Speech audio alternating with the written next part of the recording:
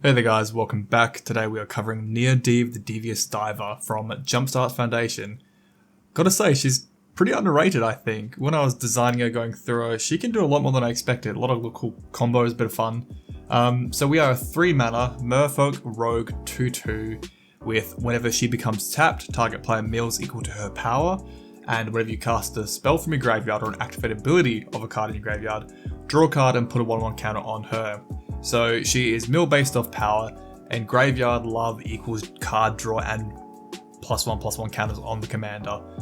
So I guess there's like 3 ways you can do it. You kind of care about Merfolk, you care about milling based off power, and you care about like flashback and graveyards kind of mattering mechanics. Really gone with the mill and the graveyard thing here for her. Kind of dropped the Merfolk side. So for the lieutenants for the deck, Leah, the Disciple of the Drowned, huge card for this deck. If you can get it, dig for it. Spells can't be countered, kind of a numbo for us because we're blue, we like counter spells. But each instant sorcery card in your graveyard has flashback. Yes, that's all you care about with a commander like this. Then you've got Gale of the Waterdeep, so every time you cast an instant sorcery from your hand, you can cast the opposite type from graveyard, which the commander cares about because it is card draw through our commander. We have Talrand here. We are a mono blue spell slinging deck, so with this guy out, we'll make a ton of 2/2 flyers, a lot of blockers, help us live longer hopefully. We have Catalyst Stone in here because flashback costs 2 less for us and our opponent costs 2 more. I doubt you're going to hit your opponent's flashback, rarely in Commander, but it makes our deck's game plan a lot cheaper. So straight up raw mill, not just from the commander, the brand new Mind Skinner for Duskmourn at 10/1 for 3 mana. We love the devotion by the way. It can't be blocked, and when it hits them, you prevent all damage, but they mill that many cards instead. Great, meaning milling 10 cards through him. We've got the Mindbreaker. Whenever it attacks, it doesn't have to hit them, it just declares an attack. The defending player mills half their library, and it has an Unearth, which our commander cares about because it draws us more cards when we activate it from the graveyard. Ruin Crab is a good little blocker early on, and the landfall is pretty decent actually.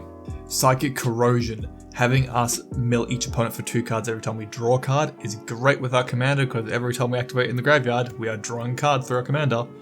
The Orb, every time something becomes untapped, that controller mills a card, so we will hit ourselves quite a bit there, but okay. We've got Hideous Laughter, a really efficient mill spell really. For 3 mana, your opponent's exile mill until they've milled a total CMC of 20 or more. The lands, remember, are worth 0, so you can eat through a ton of a deck pretty quick with this card, and it's each opponent for 3 mana. So for actual flashback, Snapcaster Mage gives something flashback in the graveyard with the keyword flashback, which you do care about. The Torrential Gearhole just lets you play something without paying its mana cost, but it's still good value and your commander does care about it. Sphinx of the Forgotten Lore, every time it attacks a target instant sorcery gets flashback in our graveyard. Love it. And the Newt can also give things flashback, and you can saddle them to make it a bit easier to cast. Then we've got Deep Analysis, Otherworldly Gaze, Think Twice, and Memory Deluge as all forms of draw with flashback for our lovely graveyard and our commander to care about. Radical Idea isn't flashback, but Jumpstart does work with the commander. Echo of Eons is a hand reset for everyone at the table, and we can do it twice thanks to flashback. Dream Twist and Increasing Confusion are mill spells for our commander. And Artful Dodge is a cheap flashback spell which can let our commander tap by attacking and not being blocked, so we can still get activation and not lose our commander to combat damage.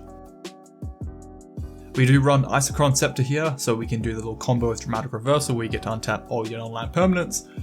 You have a good mana rock out, infinite mana or infinite activations there, and if you have any way to tap your commander down, you can just go infinite right there hopefully. But you could chuck Negate, Counterspell under it, any good instant of 2 mana value or less will work under it. Then we've got Propaganda to stop our opponent attacking us. We are mono blue, we're a bit slower, so Propaganda will buy us time.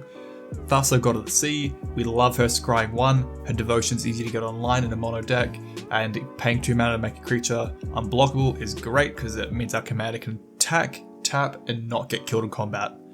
Deeproot Pilgrimage, every time you tap down a Merfolk, you create a 1/1 Merfolk. Really, not many Merfolk in the deck except for the commander, but the commander is going to be a Beyblade sitting there spinning away, so tons of token generation hopefully.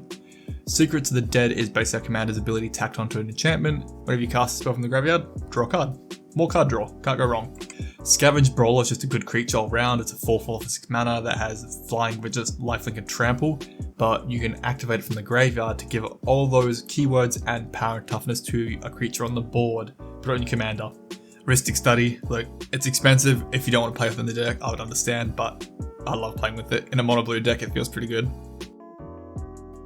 Onto Control. So the Mutineer is great. You just exile something, in exchange your opponent gets a 4/3 Salamander. It has Encore, which we do care about because you can do it again from the graveyard and your commander sees it. Curse the Swine is just really efficient exile removal for a commander like this. Pongify, destroy a creature, they get a 3/3 token, oh well. Imprisoned in the Moon, use it on your opponent's commander and just shut them down. And then for counter spells, I've gone with Negate, an offer you can't refuse, Counterspell and Arcane Denial. They're cheap, they're efficient, they hit all the things I'm going to care about, and they could all go underneath Ichron's Scepter if you wanted to. And Cyclonic Rift is our board wipe because we're blue and we don't have much to pick from, and the thing is still expensive. Into equipment. There is quite a bit for a commander like this. Lightning Greaves, Mithril Coat, and Commander's Plate are just pure protection for a commander, but Mithril Coat and Commander's Plate let us attack with a commander, be a bit more reckless so we can get those free tap activations to mill people. Then we've got Sting the Glinting Dagger, lets us untap our commander on each of our opponent's combat steps. So in a 4-player game, a few more untapped, you can tap your commander more to mill more people. Glamdring gives our commander a power buff based off the number of instant sorceries in our graveyard, which should hopefully be a lot in a commander like this, and it gives it first strike, and when you hit your opponent you can possibly cast one from your hand for free. Rincharder's Pike giving us the same power buff right there with first strike too, and Black Blade Reforged makes our commander bigger based on the number of lands we have, and it will continue to grow, so making our mill from our commander more effective. To tap and untap our commander to turn our commander to a Beyblade. Freed from the Real and Pem's Aura are definitely the two to get for sure. Just paying 1 mana to tap or untap is great. Second Wind, the enchantment itself taps, not the creature, so the enchantment can tap to untap the creature itself. Marrow Commerce just lets untap our commander at the end of our turn, it's for another activation hopefully. Fate Stitcher you can pick to untap or tap down anything you need, again probably commander. Then we've got Paradise Mantle, Honor-Worn Shaku, and the Relic of Legends, which are all mana rocks, which can tap down our commander to generate us mana and, you know, tap the commander without setting into combat and dying hopefully. The Seal can untap our commander or be a mana rock. And Smuggler's Copter can be crewed by a commander, so it gets a tap, activates ability, and hopefully Smuggler's Copter will get you some more card advantage. Into Ramp. High Tide is here because we are mono blue. Come mid-late game, you might want to do a ton of things at once. Just drop that High Tide, put it under Isochron's Scepter, who knows, ton of mana when you need it. Sapphire Medallion makes the whole deck cheaper, no brainer. Wayfarer's Bauble will get some lands out of our deck. And typical mana rocks, Sol Ring, Thran Dynamo, and Arcane Signet. I was toying with the idea of replacing the Dynamo with like Nyx Lotus or maybe Gilded Lotus, just get more blue mana symbols in if you need them. Into lands, there are some expensive ones here, if you do want to cut them, understandable. The School on Water's Edge is a land that can untap our commander, which we would really care about in a deck like this, but it's like a $50 land, understandable. Shrine to Nyx gives us some really greedy mana production, because we are mono blue and devotion is very high, again if you need to cut it I would understand. Maze of Ith is a trick with our commander, we can actually attack with our commander, we have tapped it down, thus it gets to mill someone, and we can activate Maze of Ith to untap our commander and prevent all damage that we dealt to it. So we can throw a commander in for combat damage and it won't die hopefully. Rogue's Passage makes our commander unblockable, and we can fling it in there to get that tap trigger again. Reptile, we can draw a lot of cards, so we need it. The Cephalid Colosseum lets us draw 3, ditch 3, so mid-late game when our graveyard's nice and full thanks to Threshold, can be a little bit of a hand reset. Sunken Palace, it can potentially copy a spell or an activated ability if you're willing to sacrifice a bit of the graveyard, nice to have in the late game. Mystic Sanctuary just gets something back from our graveyard which we do care about. And then Survivor's Encampment and Holdout Settlement are lands that can tap for mana normally, or we can tap down our commander for coloured mana, which again, you're getting that tap activation without killing our commander. And we run 26 islands here. So that's Neerdiv. She's a really cool commander, she's cheap at 3 mana, a strong ability that mills off power, which is quite easy to abuse. She's a great card advantage engine. Every time you're activating something in the graveyard or casting in the graveyard, you're just getting more card draw and she gets bigger, which feeds her first ability. I think she's pretty good. She's definitely not Merfolk tribal in any way, but a really cool spell slinging, graveyards matter, getting a lot of advantage out of cards as much as you can. Just a really fun commander. Plus mono blue, your opponent's gonna hate you. You know how it goes. Alright, thank you for watching guys. I actually enjoyed this commander a lot.